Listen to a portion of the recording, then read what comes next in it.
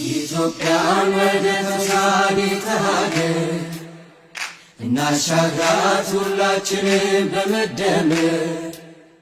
ብልጽግና ፓርቲ ሰው ተኮር ፓርቲ በመሆኑ የዜጎች ህይወት መሻሻል አለበት። የተሻለ ኑሮ፣ ጥራት ያለው ኑሮ መኖር አለባቸው። የኑሮ ውድነት ሊያሰቃያቸው አይገባም የሚል አቋም አለው። ይህ ጉዳይ ከለውጡ በፊት ጀምሮ ሲንከባለሉ የመጡ መዋቅራዊ የማክሮ ኢኮኖሚ ችግሮች ተደማምረው የፈጠሩት ችግር እንደሆነ እንገነዘባለን። ስለዚህ ባለፉት 5 ዓመታት የሰራናቸው ስራዎች በአጭሩ ለማስቀመጥ ይሄን ሁኔታ በመገንዘብ በተለይ በሀገር ውስጥ መንግስት ኢኮኖሚውን የሚመራበት የነበረበት መንገድ ስህተት የነበረው በመሆኑ ከለውጡ በፊት በተለይ ገንዘብን በገፍ የመበደርና ወደ ኢኮኖሚው የመርጨትና የኢኮኖሚው መዛባት የመፍጠር ሁኔታ ስለነበረ መንግስት የብድርና የዕዳ ጉዳዮችን የሚመራበት መንገድ፣ ፕሮጀክቶችን የሚመራበት መንገድ የራሱ ችግር ስለነበረው እንዲሁም ደግሞ የዜጎች የምርት ፍላጎት እየጨመረ አቅርቦት ደግሞ በዛ መጠን እየጨመረ ስላልነበረ የንግድ ስርዓቱን በአግባቡ ይመራ ስላልነበረ ዓለም አቀፍ ችግሮችም የኮሮና በሽታ እንዲሁም ደግሞ በዩክሬንና በራሺያ መካከል ተፈጥሮ የነበረው ጦርነት ተደማምሮ በህዝባችን ላይ የኑሮ ጫና እንደፈጠረ ፓርቲያችን ይገነዘባል። ባለፉት ዓመታት ይሄን ጉዳይ ቁልፍ አጀንዳ በማድረግ በመስራታችን አንደኛ መንግስት በአግባቡ ማክሮ ኢኮኖሚውን የሚመራበት መንገድ በጥንቃቄ እንዲሆንና ለኑሮ ውድነቱ በማያባብስ ሁኔታ የገንዘብ ፖሊሲውን እንዲያስተዳድር በማድረግ ሁለተኛ የምርት አቅርቦትን በመጨመርና በገበያ ውስጥ በቂ ምርት እንዲኖር በማድረግ የበጋ ስንዴን የሌማት ትሩፋትን እንዲሁም መሬት ጾሟን እንዳታድር የሚያደርጉ ስራዎችን በመስራት ከዚያም በላይ ደግሞ በሸማችና በአምራች መካከል ቀጥተኛ ግንኙነት እንዲኖር በማድረግ የእሁድ ገበያዎች፣ የህብረት ስራ ማህበራት እና የመሳሰሉት እንዲኖሩ በማድረግ እና ደግሞ ዜጎች እርስ በርሳቸውም እንዲረዳዱ በማድረግ ማዕድ መጋራት ከዛ በኋላ ነው የመጣው።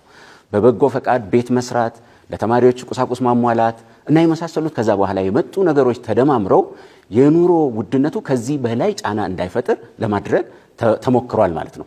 በዛም ነው አጠቃላይ የዋጋ ግሽበቱ ወደ 9% እየወረደ ያለበት ሁኔታ አለ ማለት ነው። አሁንም ግን ገና ያልተፈታ ነው ማለት ነው። በሚቀጥሉት 5 ዓመታት 4 ነገሮች ላይ ትኩረት አድርገን እንሰራለን። አንዱ ምርትና ምርታማነትን በመጨመር በገበያው ምርት የተትረፈረፈ እንዲሆን የግብርና ምርቱን የኢንዱስትሪ ምርቱን በሚገባ ድጋፍ በማድረግና ምርት በበቂ ሁኔታ ገበያ ውስጥ እንዲኖር የሚያደርጉ ስራዎች ይሰራሉ።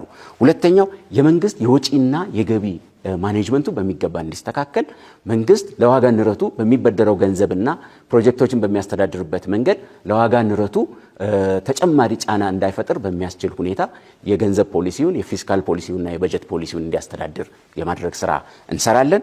እንዲሁም አላስፈላጊ የገበያ ሰንሰለቶች እንዲቆረጡ በማድረግና በአምራችና በተጠቃሚ መካከል ቀጥታ ግንኙነት እንዲኖር አሁን የተጀመሩ የሰንዴ ማርኬት የገበያ ማዕከላት እንዲስፋፉ የህብረት ስራ የሸማቾች የህብረት ስራ ማህበራት እንዲስፋፉ በማድረግና ከዚያም በላይ ደግሞ ህገወጥ ንግድን በመቆጣጠር ኮንትሮባንድን እና በተለያየ መንገድ መክበር የሚፈልጉ ነጋዴዎችን ባህሪ በመቆጣጠርና የህግ በላይነት በማስከበር የኑሮ ጫናው ከዛ በላይ እንዳይሄድ እናደርጋለን ነው። ከስራ ዕድል ፈጠራ አንጻርም ባለፉት ዓመታት የብዝሃ ዘርፍ ኢኮኖሚን የምንከተል በመሆኑ በግብርናው፣ በኢንዱስትሪው፣ በቱሪዝሙ፣ በማዕድኑና በዲጂታል ዘርፉ በጣም በርካታ የስራ ዕድሎች ተፈጥረዋል። ባለፉት 5 ዓመታት ወደ 17 ሚሊዮን የሚሆኑ የስራ ዕድሎች ተፈጥረዋል። በሚቀጥሉት ዓመታትም በተለይ ለወጣቶች የስራ ዕድል መፍጠር ልዩ ትኩረት ሰጥተን የምንሰራው ይሆናል። በዚህ ውስጥ በጣም ወሳኙ ጉዳይ ወጣቶች በክህሎት ላይ፣ በስልጠና ላይ፣ በእውቀት ላይ የተመሰረተ ስራ እንዲሰሩ ወጣቶችን የስራ ባህላቸውን የመቀየር ክህሎትና እውቀት እንዲኖራቸው በማድረግ እውቀት መር የሆነ ስራ ውስጥ እንዲሳተፉ በማድረግ በሚቀጥሉት 5 ዓመታት በትንሹ በየዓመቱ 3 ሚሊዮን የስራ ዕድሎችን ለመፍጠር እንሰራለን። በሀገር ውስጥም በውጭ ሀገራትም የተጀመረው የስራ ዕድል ተስፋፍቶ ይቀጥላል።